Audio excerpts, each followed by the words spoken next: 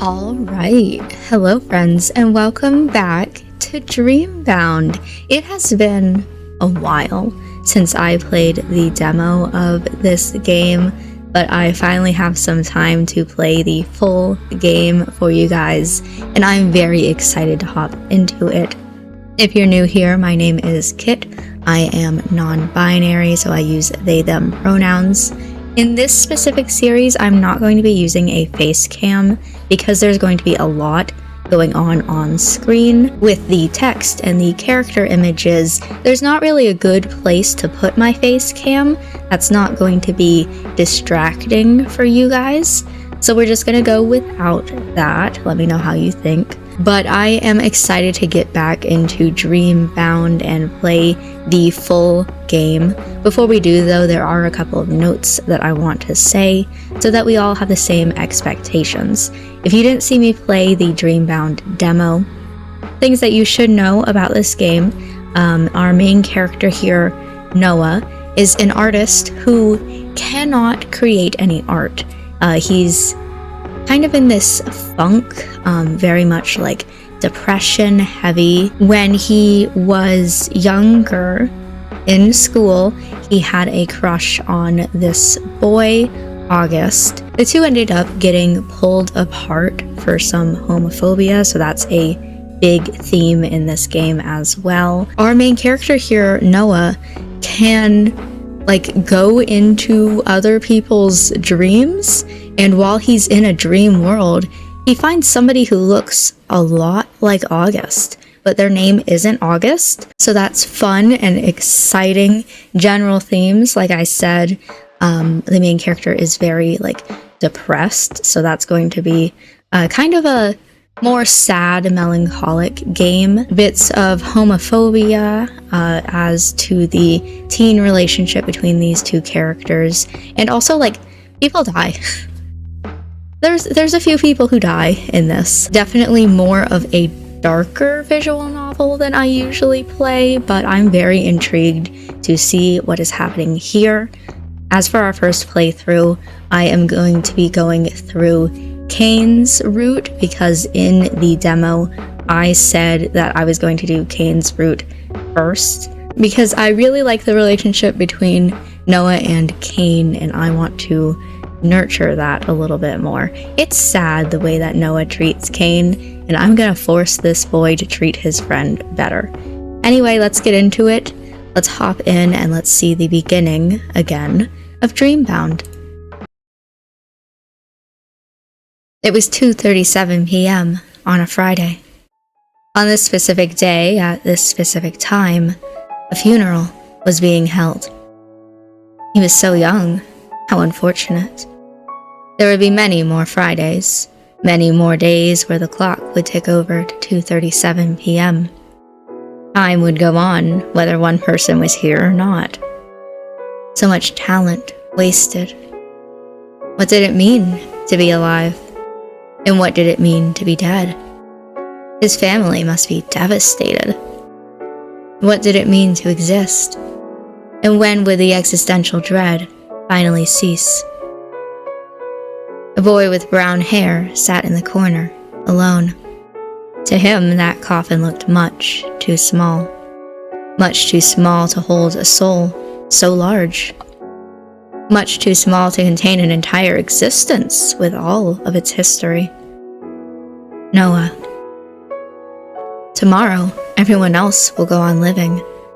Tomorrow, everyone else will forget. And if not tomorrow, then the next day. One day, everyone forgets. The brown-haired boy held tight to his chest. He would not forget. But even he could not convince himself of these words. How easy it was to spout platitudes while someone lay dead 10 feet away. I'm sorry. It was 2:37 p.m. on a Friday. And on this Friday, a funeral was being held for two. Prologue. The me that died all those years ago. Alone, confined within his prison, the man sits, his back slouched and his arm raised. In his hand, a paintbrush. A weapon in his eyes, perhaps. A tool. From it, life should flourish into every corner of a world part imaginary, part very much real. Waves crash onto the white shores. The night sky reflects back on itself, a sea of stars amidst the swirling currents. All is calm, yet not. But, as it were, that world didn't exist. Couldn't exist.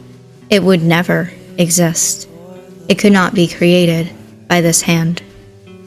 The man holds his paintbrush up to the empty canvas, blank like many of the rest. Is it day or is it night? He does not know. Light doesn't belong in a place like this, after all. It has never belonged. He closes his eyes, waiting for it to appear. Something.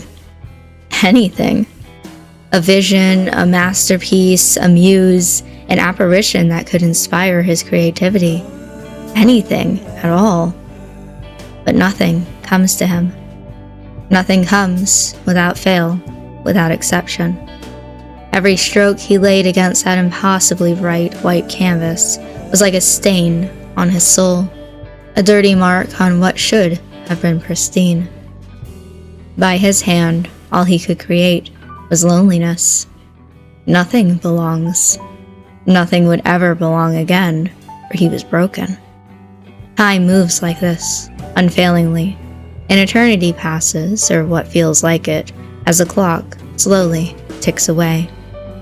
Tick, tock, tick, tock, never ending. But what is time to someone with no time left to give?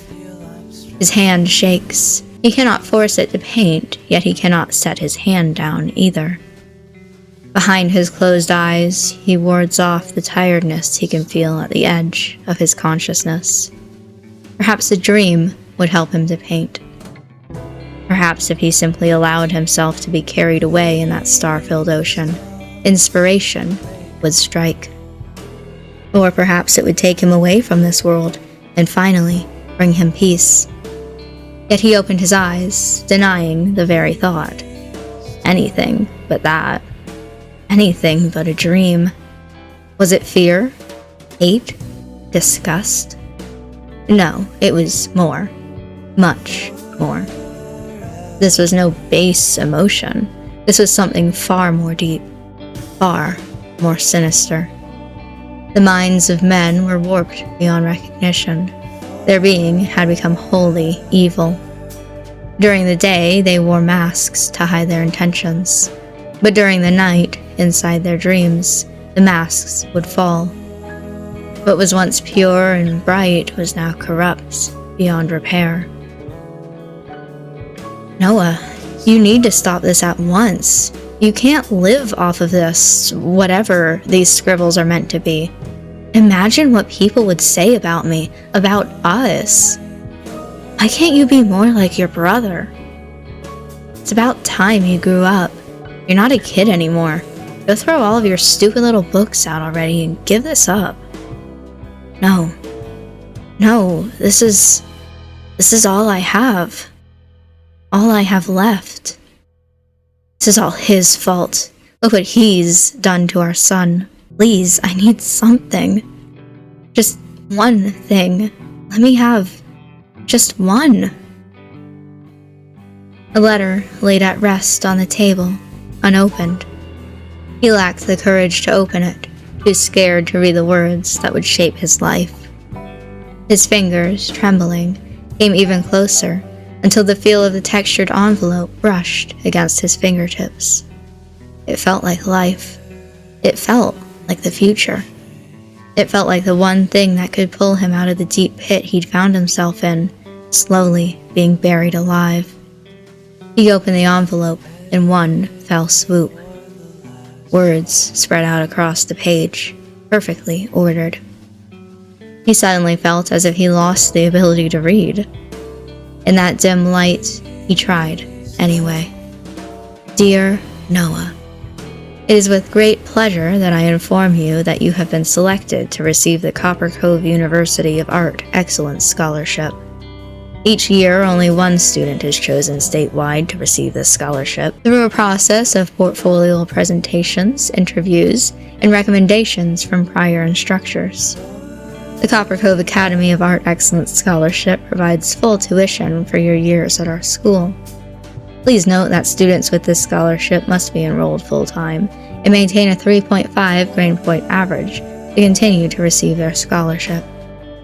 Once again, I congratulate you on your selection of this great honor. We look forward to seeing you on campus. In front of his eyes, the letter turned to dust, floating away on the wind into that imaginary world.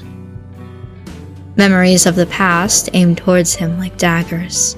They pierced his flesh, but that didn't matter anymore. He was used to it.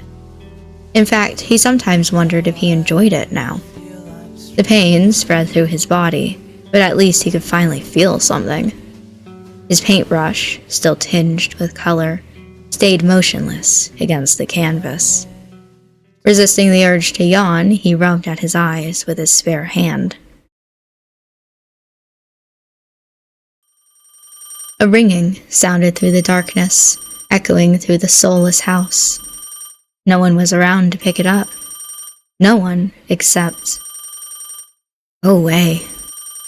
It kept ringing and ringing, then ringing some more. Then it stopped. Until it began again. Go away! Noah clutched at his head, the ache only made worse by the constant sound that pierced his ears. He wanted to ignore it. More than anything, he didn't want to answer the phone. The caller was stubborn, and Noah easily irritated. He stood from his stool, dropping the paintbrush to the ground. It clacked against the wooden floor, paint flying across the planks. Just more added to the already growing collection. At this point, more paint was splattered over his house than there was on any canvas. Slowly, each step deliberate, he walked towards his phone. The model was old, the same one he'd had since he was a teenager. He looked at the number on the illuminated screen, but he didn't recognize it. Still, the ringing continued. I should just turn this stupid fucking thing off. He stared at the screen, the light burning his eyes. And for some reason, he picked it up. Noah? Is that you? What do you want? How did you get this number? It's me, your dad. Can we talk? I answered the phone, didn't I? What do you want? Please, it's been so long. What do you want? Your mother has just passed away. Please, come to the funeral, at least. Noah removed the phone from his ear and slid his finger along the screen. It went silent, the other person never to know what happened. Without a second thought, he switched the phone off and dropped it into the rubbish. So she's dead.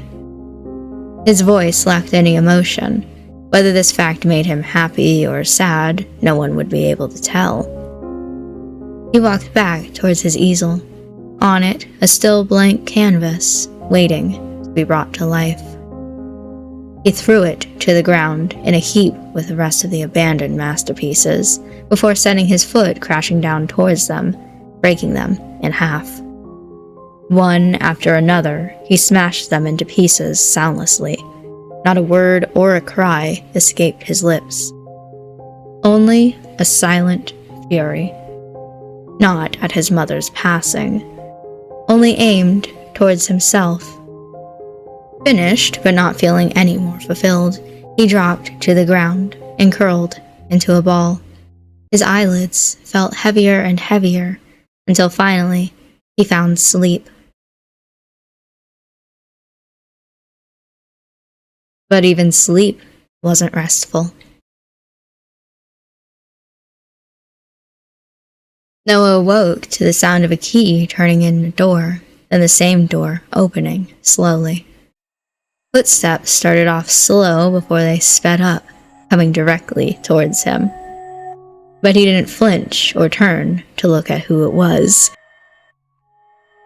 If someone wants to kill me, let them. If they want to steal any of this shit, go for it. I don't care anymore. I don't care, so just let me die. Noah? What are you doing on the ground? Are you okay? Noah should have realized who it was, yet he somehow felt disappointed. You see what I mean? He's so mean to Cain for no reason. Would have been better if it was someone here to kill me already. Go away. I'm resting. You have a perfectly good bedroom, one room over. Come on, let me help you to bed. I don't want to. Just leave already. Let me at least get you some water. Come on. Cain extended his hand to Noah, who stared back at it blankly. Cain was the same as he'd always been. Kind, dependable, hardworking, charismatic, funny, popular. Everything he wasn't. With a sigh, he took Cain's hand and let himself be guided towards a seat. He fished out a bottle of water from his bag, obviously bought in preparation for the visit. Must be nice, living the kind of life where you buy bottled water. Noah took a sip, feeling the coolness make his throat hurt just a little bit less. Must have been a while since I last drank anything. I didn't notice. Noah. I gave you that spare key for emergencies, you know. Say this counts as an emergency, wouldn't you? Noah, this has to stop. You need to get some help. Get outside, I don't know. Just, things need to change. You can't keep living like this. Noah angrily pulled away from Cain, a frown settling on his brow. No, nothing has to change. I'm fine the way I am. I didn't ask for your help, so stop butting into my life. You didn't need to. Look, this isn't like you. You didn't used to be like this, you know? He wouldn't want this for you either. You know that. Shut up. Don't bring him up. He was my best friend too. I'm allowed to talk about him. And I'm certain this isn't what he wants you to do. A silence spread out between them as both looked away from each other, searching for what to say. Between them was a gap that didn't used to be there once upon a time. How's your painting going? What does it look like to you? Noah shrugged, but continued when Cain stayed silent. I should just give up. There's no point anymore. I can't paint, I'm just wasting my time. Of course you can. I've seen you paint before. I know what you're capable of. And why? Look around you. Why can't I do it anymore? It's too late. Everything feels dirty. There's nothing worth capturing yet. I'm chasing a light that doesn't exist. But look, you have plenty of nice paintings around. Noah looked between them. They morphed in his mind, becoming too ugly to even glance at. They're nothing. Less than nothing. This is what the end feels like, I think. Wouldn't it be nice if the world just ended tomorrow? You know, maybe going out and experiencing some new things would help to spark your passion. Meeting someone new, meeting new people would be good for you. There's no point. I'll die surrounded by my blank canvases, and then finally I'll have my only masterpiece. Noah. As if unsure about what to say, Cain found the remote and turned on the old, small TV. A news presenter, dressed impeccably, read out the news with so little emotion you would wonder if she really cared about the words leaving her mouth. Next up, we have some breaking news from directly on the scene. A number of bodies have been found with strange, flower-like markings first believed to be tattoos. Analysts say that no ink, pigment, or burn marks are featured on the victims, which has ground the investigations to a halt until they can find out what these markings mean. Further proof that true art is found in death. Ugh. With a disgusted sound from deep in Kane's throat, he switched the TV off, as if deciding that silence would be better. I'll ask you one more time, okay? Please, let me help you. I don't want your help. I just want you to leave me alone and to stop coming here. We're friends, Noah. I'm not going anywhere. I don't want any friends. I don't deserve any. I don't want the only person left that matters to me to betray me too. It's better if you just leave now. I'm not going anywhere, I promise. I told you to leave, not stay. As if on cue, Kane stood, producing another water bottle from his leather bag. He stepped closer and closer until he stood in front of a potted plant, the only bit of life left in the entire house. He watered it slowly, deep in thought. Make sure you look after this, alright? I can't stop by every day. I am. Good. Finished, Kane walked towards the door and opened it wide. Noah shielded his eyes from the sun. Just want to see you go back to your old self, alright? I want to help you. He doesn't exist. He shut the door with a soft thud. Once again, he was alone. How I prefer to be. Noah stood from his stool and wobbled as the room spun around him. His head still ached, and he could feel a deep hunger in the pit of his stomach. When was the last time I ate? Uneasy on his feet, he slowly found his way into the kitchen. Oh no, they changed the kitchen background. Either that or it's a little bit zoomed in. We can't look at the faux-flaw anymore. That's so sad. Noah's kitchen was as bare as ever. He hadn't ever used it, really. Most of the time he'd order something to be delivered, or better yet, skip eating. His money was limited, and he always put his paint supplies over anything else. Noah reached up to open a cupboard, knowing full well it was bare, when he smelled something. Food. His eyes found a container left on his table with a small note. He picked it up. It read, "Enjoy. I'll bring some groceries around soon. Kane." He wondered for a moment whether he should accept it or not, but eventually his stomach won out against his stubbornness, and he sat down at his dining table alone to eat it. While he sat, he thought. He really hated it when he thought. How easily he can just come and go, but I'm stuck in here like a corpse in a coffin, buried alive. But what of it? I don't care anymore. That sunlight I haven't seen for years, it suits him, not me. My friends, my family, all fake. Twisted, corrupted. Just like me, nothing is pure. Nothing. Except... He brought the fork to his lips, slowly nibbling at the home-cooked food Kane had brought. Still a good cook. He really does have everything going for him these days. Suddenly, he froze, a terror crawling over him. His head throbbed and his stomach lurched. Then, he fell. His fork dropped to the table, abandoned. Here we go! Into a dream! The world spun around him until it disappeared, spinning, spinning, filling his body with a dread oh so familiar. He squeezed his eyes shut, begging silently for this to stop. He didn't want to be here. He wanted to be home. But when he peeked out of his tightly shut eyes, his home was long gone. His surroundings were still blurred around him, and his body felt as if it were being ripped in all directions, as if at any moment he would be torn into shreds. But he wasn't. And he knew this feeling well. With a thump that didn't reflect how long he'd been falling, he hit the ground.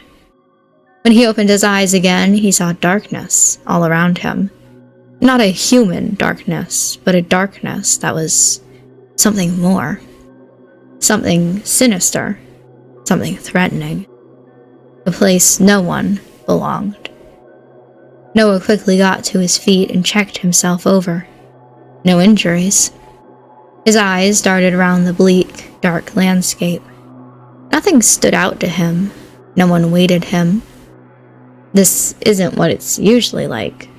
What's going on? I want to go home. Please, I just want to go home. But he knew full well what was required of him. His footsteps were slow and careful before speeding up in desperation, searching for the person who could free him from this nightmare. He walked and walked, then walked some more, until his feet ached with deep blisters. Yet he still walked, because the alternative wasn't something he wanted to face. Behind him, nothing. In front of him, nothing. If he was walking in circles, he wouldn't have known. His feet ground to a halt when he finally saw something. Or someone. A man, curled up into a ball, sitting in the distance. Darkness surrounded him, threatening to take over his very essence. The man looked up. His eyes were hollow, filled with sadness. Their eyes locked. My father? Why would I be brought here? How? His mind raced as he tried to come up with any reason, any excuse. The man called out to him, but his words were lost in the shadows, never to be heard. Noah, still frozen, couldn't decide whether he should approach him or run away. His heart yelled at him to run, to put as much distance between them as possible. But his mind saw his only ticket out of here. Before he could make a decision, a dark mist started to roll in from a place unseen. It spiraled and spiraled, twisting and turning until someone stepped out of it. Another person, surrounded by shadows. His steps were slow, but not careful. Deliberate, perhaps. With purpose. He approached the curled-up man with his heavy steps. Suddenly, the man's voice traveled to Noah. Noah. Noah. I want my son. Please, give me my son back. The shadowy man raised his arm. In his hand, what looked like a gun. Bang. There was no hesitation, no pause. Just a single shot through the head. The curled-up man dropped to the ground, his body evaporating into the mist. The world shook around them. Mountains of shadows came crashing down. The whole world threatened to cease existence in a mere moment. Noah's eyes darted around, searching for a place to escape to, when he finally looked back towards the man with the gun. And as the world came crashing down around him, he swore that the shadowy figure was looking right back at him, too. An empty, eternal darkness. Why is darkness always seen as cold, anyway? If anything, Noah felt like he was surrounded by an intense heat. It was too much, too overwhelming. He thought that at any second, he'd burst into flames. But nothing happened to him, even if he wished for it. Something soft wrapped around his shoulders, holding him tight. He should have been scared, but instead the pressure felt welcoming. When he opened his eyes again, he was sitting. Noah sat in front of his easel, his hand poised over the canvas. His hands were covered in a splattering of paint. It cracked over his skin, already dry. The darkness that surrounded him suddenly felt light after the place he'd escaped. Noah paused in surprise, his eyes glued to his canvas. On it, a painting of pure darkness. A reflection of a dream. How could this be? I wasn't here. At At first, he wondered how, then why, before his mind settled on an answer that didn't answer anything. It's perfect. At some point, the brush had dropped from his hand and landed on the floorboards, just another splatter amongst a sea of color. He couldn't look away. He wouldn't, not when this was everything he'd been waiting for. This is it. Jumping to his feet, he lifted the painting from its place and carefully put it to the side. Who would have thought that which I detest would create my finest piece yet? And all it took was a single dream.